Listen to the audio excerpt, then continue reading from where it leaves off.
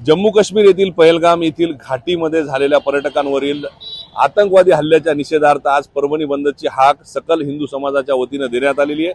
आपण बघू शकतो या बंदचा परिणाम दिसू लागलेला आहे। सर्व बाजारपेठ, शहर असेल, जिल्हा असेल, तालुका असेल, सर्वच ठिकाणी आज बंद पाळण्यात येतोय।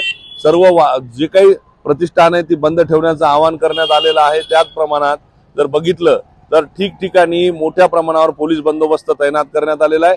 आपण जर बघितलं तर या पूर्ण टेंट मध्ये आज दिवसभर सकल हिंदू समाजाच्या वतीनं नागरिक जे आहेत या घटनेचा निषेध करणार आहेत आणि त्यानंतर सायंकाळी 5 वाजता परभणीच्या शनिवार बाजार येथून जिल्हाधिकारी कार्यालयावर निषेध मोर्चाचं आयोजन करण्यात आलेलं आहे। नागरिक जरी घराबाहेर पडले असले तरी परभणी शहरासह जिल्हाभरातील बाजारपेठ आज या हल्ल्याच्या निषेधार्थ बंद असणार आहे।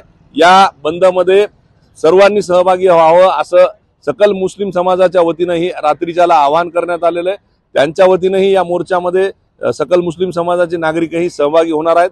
एकूणच बघायला गेलं तर या बंदमध्ये शांततेमध्ये आंदोलन करावं असं आवाहन प्रशासनाच्या वतीने करण्यात आलेलं आहे। सध्या तरी बाजारपेठ जी आहे ती कडकडीत बंद आहे। कॅमेरा पर्सन व्यंकटेशसह पंकज क्षीरसागर, एबीपी माझा, परभणी।